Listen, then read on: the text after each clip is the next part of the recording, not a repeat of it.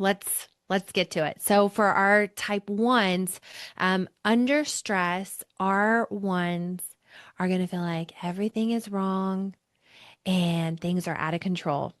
Um, with somebody who has a strong desire to for things to be perfect, good, right? Or as a reminder, our type ones are striving to feel perfect. There's a lot of pressure on them to fix it all, correct it all, and hold everything to a high standard. So the resilience move here for our type one is to focus on what's just one? You don't have to change the whole world.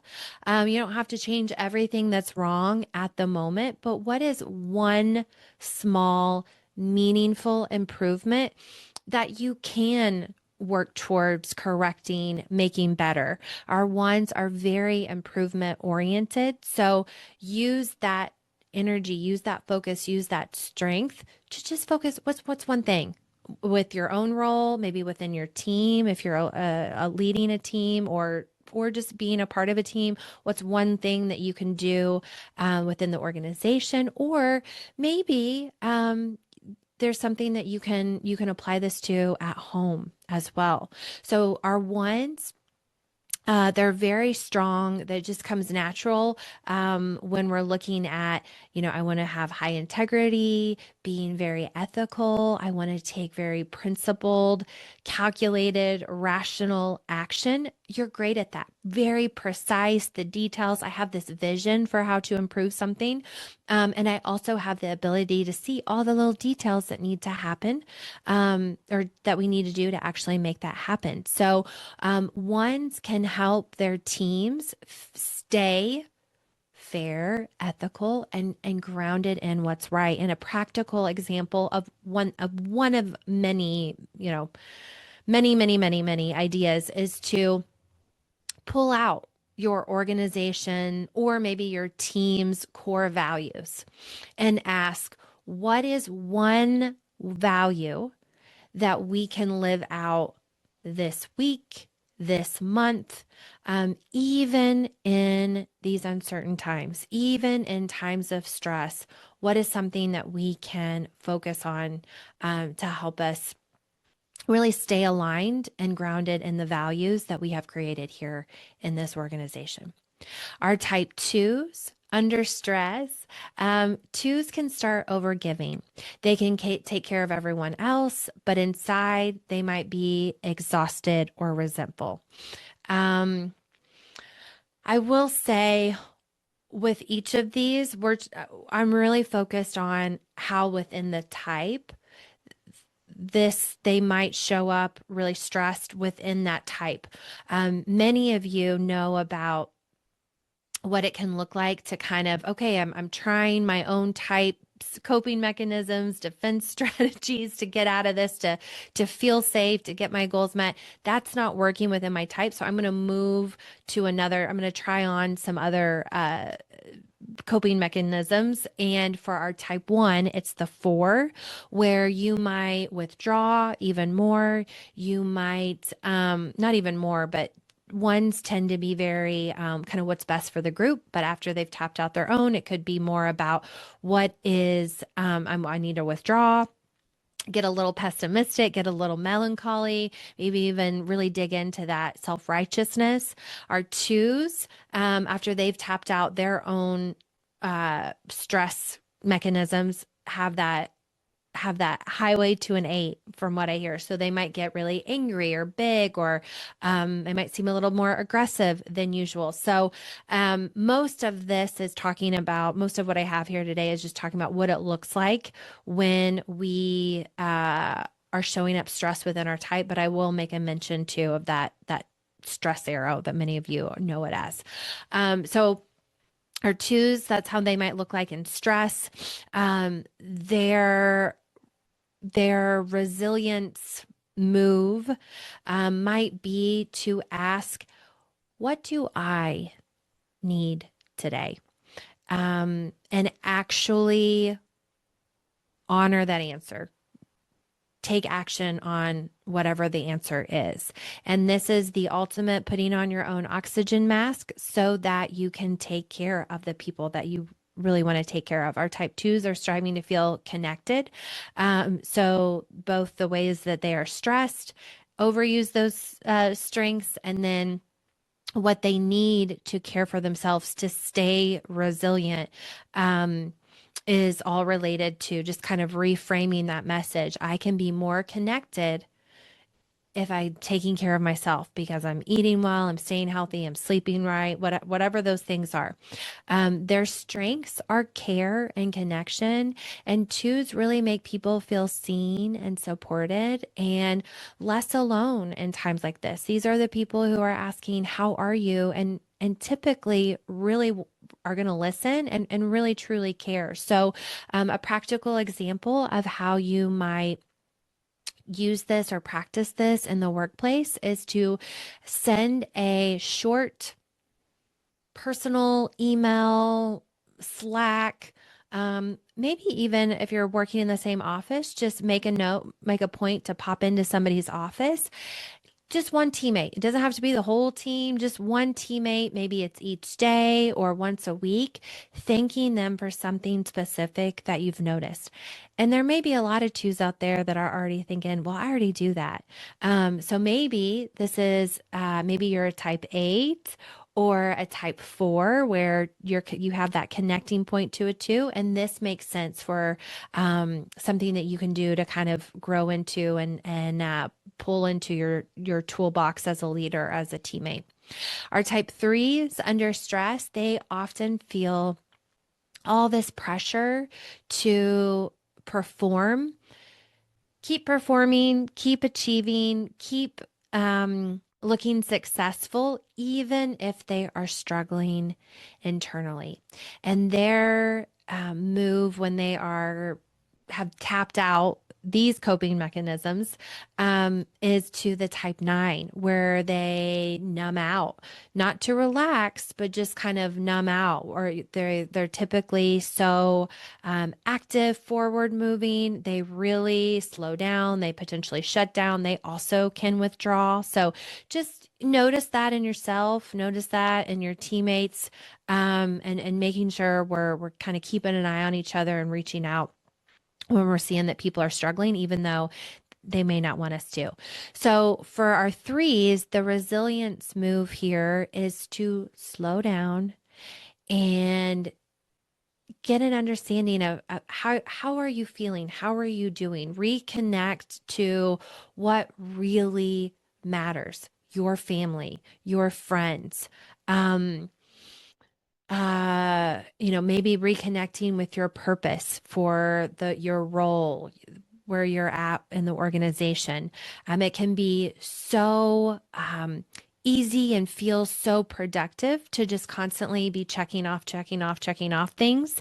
And it's a coping mechanism. If I can stay busy, I don't have to think about all the other things that are going wrong. I don't have to think about my sadness, my grief, my anger, the uncertainty. I'll keep doing things and then I'll just keep moving. And it's a coping mechanism because sometimes that works and sometimes it doesn't. And so just kind of reconnecting, checking in with yourself, and you're not going to like it, but maybe it's, okay, I still want to keep that busy, action, but rather than it being a taskless at work, maybe to balance that out, I'm going to make sure I'm going to the gym 3 to 5 times a week. I'm going to make sure I'm doing my yoga class. I'm going to make sure that I get out for a walk, even if it's 20 degrees, I'll just bundle up. Whatever that is for you, just to kind of reconnect with yourself and what really matters in your life. Now, as a three, your natural strengths happen to be momentum, jumping into action, providing hope and inspiration for other teammates. So threes can really help their team see progress and continue to move through goals. So a practical example of how to leverage this strength for our threes is at your next team meeting, just name one thing, one meaningful win, a sign of progress, even if it's small. It doesn't have to be some grandiose, you've already hit your 2026 goal in February, but what's one small step in the right direction that you and your team are taking, just to remind the team that yes, all of this is happening. Yes, there's a lot of uncertainty. Yes, some things might feel like we're stalling, but over here, we're still moving forward. We're still taking steps, even if sometimes they're baby steps. Our type fours who are striving to feel unique under stress, fours can get really overwhelmed and really discouraged because they feel so deeply. Whereas the three feels, but has a tendency to push those feelings out. Fours embrace them. Just, just let me feel all the feelings, however it is. But especially in these times, that emotional weight of the world can feel very heavy and very personal.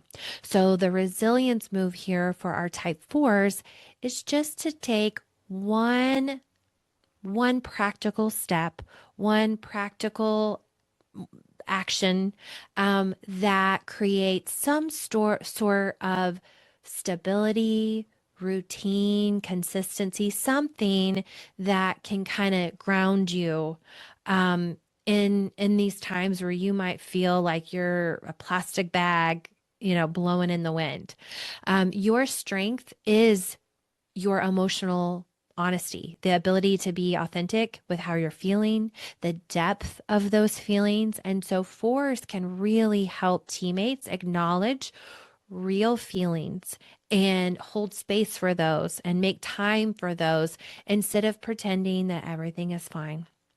So, a practical way that our fours can use, might want to consider using this strength in the workplace is by especially if you're a leader, is to either do a full group team check-in or make a point to regularly check in with each member on your team and just, in one word, how you doing? You don't have to bring your diary to me as your leader. Tell me all the ways, all the things that are wrong, but just I want to check in. Um, how are you doing? How are you showing up? Um, what can I do that would feel supportive? And so, depending on the dynamic of your culture, your team, it could be great as a group activity, but it also could be great as a one-on-one conversation where you're not necessarily talking about workplace goals. Maybe that's a different meeting, but you're talking about how you doing. I want a kind of a mental health check-in. Let me know what I can do to support you. And that tends to come natural for our type four. So there may be other types like our ones who have that connecting point to a type four that might want to pull this one out as the one thing that they try in the workplace. Um, our type fives under stress, they tend to withdraw.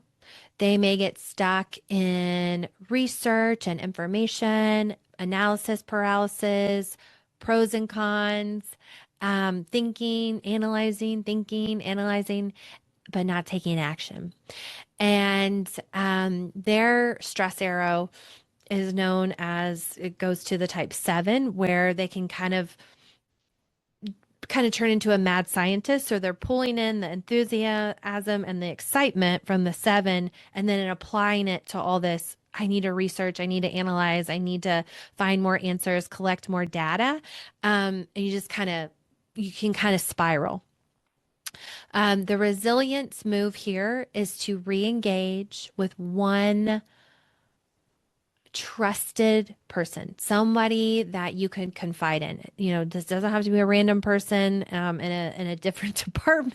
This doesn't have to be somebody you don't like. You get to choose, right, who this person is, and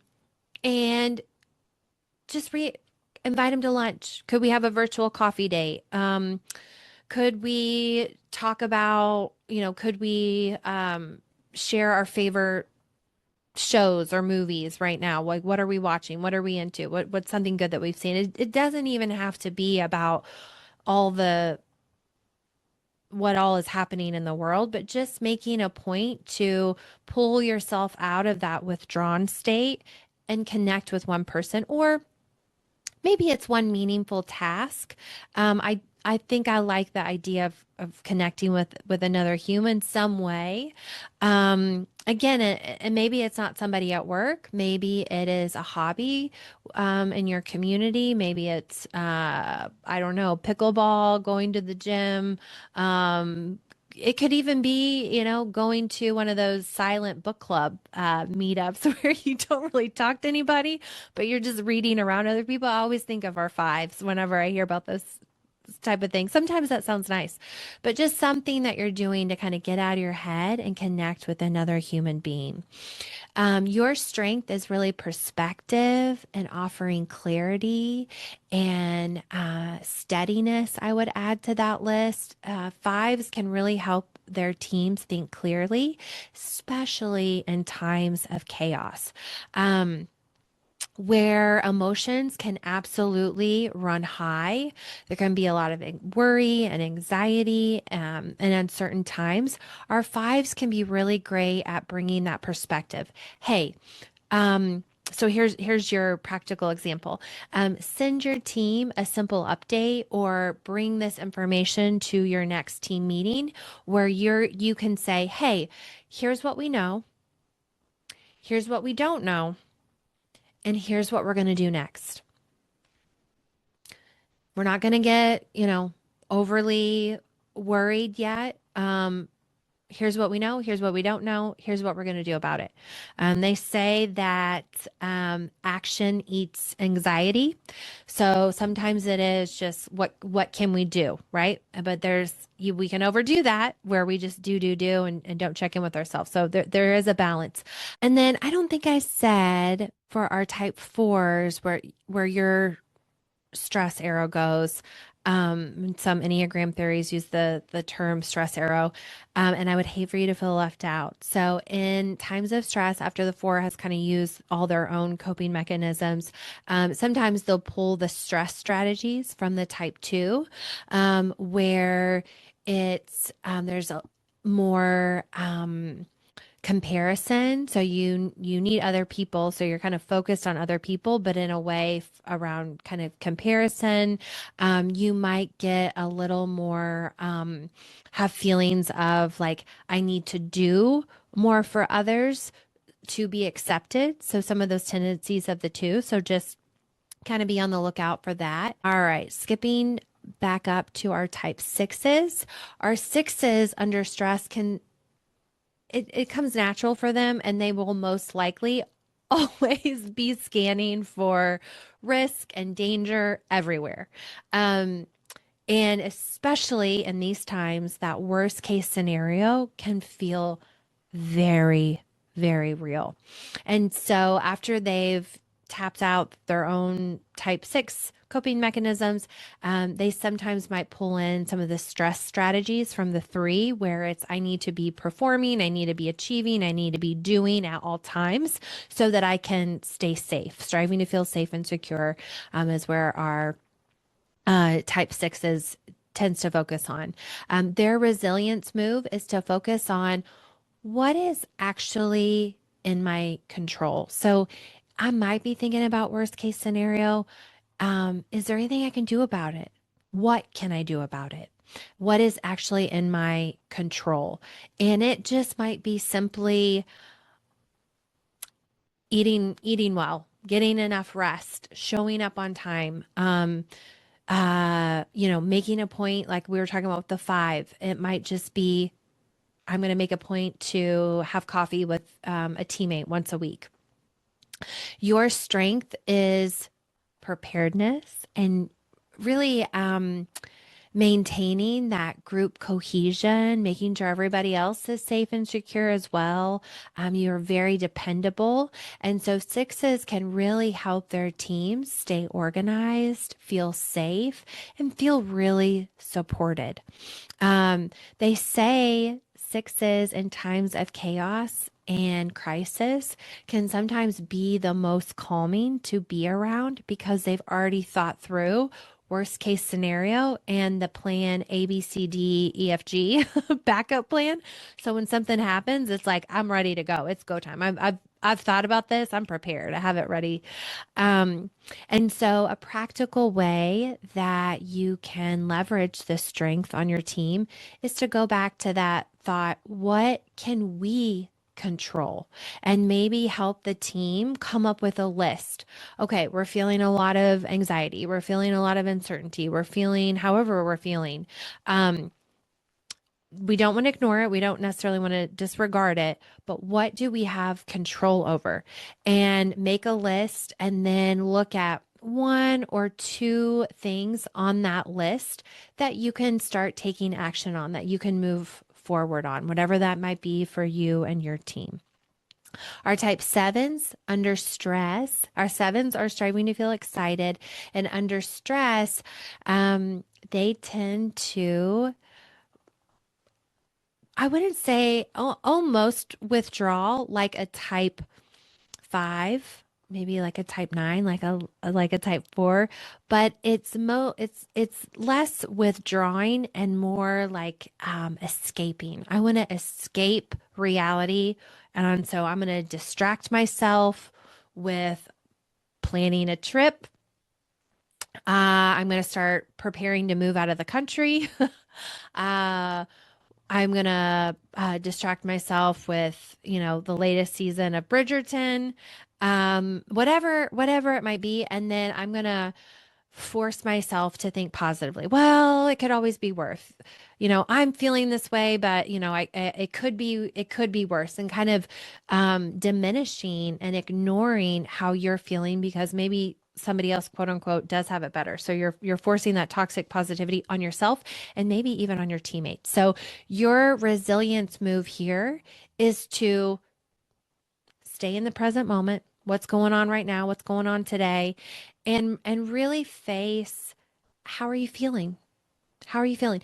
Because once you do, maybe you journal about it, maybe you talk with a friend about it. Hey, I'm really feeling this. It's going to be such a relief. You're going to have a relief. It's not going to solve the world's problems. It's not going to solve all your problems. It's not going to mean that you're not going to feel anxious, worried, angry, sad, but there's some sort of release for it. You're gonna, and so finding regular ways to face those hard truths and finding trusted people to have those conversations with. Now, your strengths, many strengths, is around your optimism and your creative problem solving. So you are the teammate as a seven. You are the leader as a type seven who is going to be able to help your team see the possibilities. You know what? Yes, this is happening right now. This sucks. It sucks for the world. This sucks for our organization. This sucks for the industry, whatever it is. Um, and here's what's possible. So, a practical example of how you might leverage this strength in the workplace is in a team conversation, in a team meeting, acknowledge what's going on, acknowledge what's hard. Say it out loud. I mean, your team is going to appreciate that so much because they know that you're always putting that positive spin. So for you to say, "Hey, this is really hard." Yes. And what is one opportunity? What's one thing that we have control over? What's one way that what's one positive thing that we can still maybe pull out of this situation? What's one opportunity we still have in this situation? Something that you can ask yourself, use it as a prompt. Um, and yes, this sucks. And not but, this sucks. And what opportunities might we have? And sometimes, during the hardest times in life, sometimes, not always, there can be hidden opportunities. And so sevens can use that optimism and creative problem solving to help start those conversations and contribute to those. Our type eights who are striving to feel powerful under stress, they can feel like I have to fight everything, everyone. It is my responsibility to protect everybody, to protect the world. And so because of that pressure, you might feel even more anger. That intensity, that that intensity and passion might boil into anger and really quickly. During times of extreme stress where eights have kind of tapped out all their normal coping mechanisms as an eight, like these, they will use some of the type fives stress strategies to cope, meaning they might withdraw their typical, like bold out there self. They might pull back, withdraw, be a little bit more skeptical of other people, a little bit more pessimistic, be a little bit more secretive, quiet. So those are some things just to notice about yourself or your teammate to know, hey, I need to check in on this person. Your resilience move here as a type eight is to channel your natural strengths of protecting others, protecting your group, and channeling it into something constructive. So you have the courage, um, you have the boldness to stand up and confront hard realities for yourself and for the people that you care about. So, a practical example of how to use these strengths is for you to advocate for your team by clarifying your team's priorities within the group, maybe even with senior leadership, and understanding, hey, this is a really hard time. People are, uncertain. There's this and this. What are the things that we absolutely need to be prioritizing and focusing on, and where might we be able to pull back just a little bit for the moment, or push back maybe on some unrealistic expectations.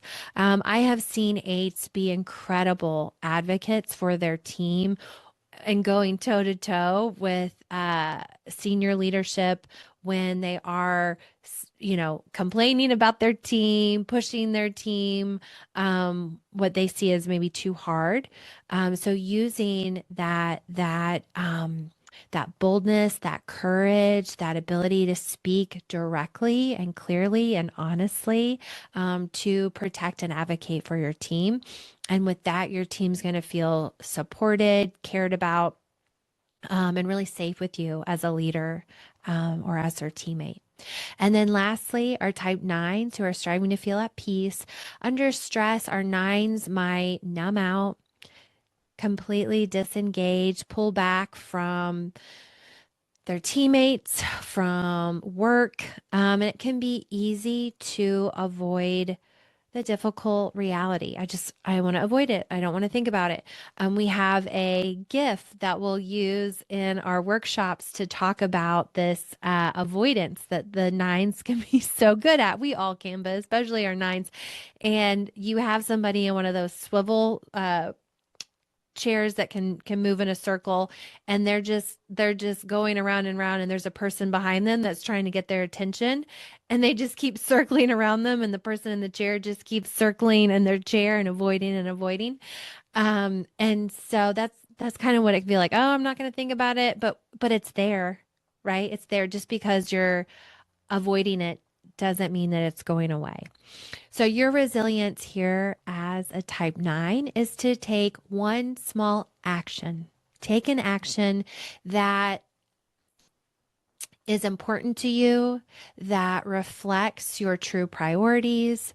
Um, Again, putting that avoidance into action. And again, you have to take action on everything. You don't have to turn into, channel your type three necessarily. But just what's one small action I can take today? What's one small action I can work towards this week? Your strength as a nine is calmness, is steadiness, similar to the five, and offering that perspective where you have an ability to kind of see different perspectives, where somebody might be coming from. And so you are helping your team stay steady, be inclusive. And so, a practical example for you of how you might use this strength in the workplace is, especially as a leader, is to facilitate a short conversation where the team might identify a top priority or two for the week. just kind of getting everybody together. Um, you're wonderful as a type 9 at making everybody feel seen and heard. So again, this is kind of this might complement maybe a weekly meeting that you already have, or it might be something you add in. But it's, hey guys, what is our priority this week, and what are the actions that we can all together kind of work towards to support each other to move forward together? What's that action, rather than avoiding everything? So we are going to stop it there for our 9 types, how they might show up in stress, some resilience, what resilience looks like, and then some practical action steps for each of those. In part 2 of this episode, we are going to look at the 3 instinctual biases and kind of run through the same recipe, but apply it to the preserving instinctual bias, the navigating instinctual bias, and the transmitting instinctual bias. So, with that, I do want to remind you that our um, February offer, bonus offer with the Coworker Chemistry slide deck included in the DIY workshop kit, is available. The link is in the show notes, or you can go to enneagramMBA.com. I also want to say we have been having some interesting conversations, planning conversations, and then also I have done some really fun conference events in the last several months. And so I will offer, if you have a conference event, I would love to I would love to discuss how the Enneagram might be able to support your event's goals through giving people some entertainment, but also some self-awareness and other awareness education. We can do activities that promote networking among people at the conference. And those opportunities are also over at EnneagramMBA.com, specifically on the conference page. So with that, thank you so much for being here. If there's anything that you would add to this list, as always, please reach out, EnneagramMBA.com/contact. And then I will be back next week, and we'll look at resiliency in the workplace as it applies to the 3 instinctual biases.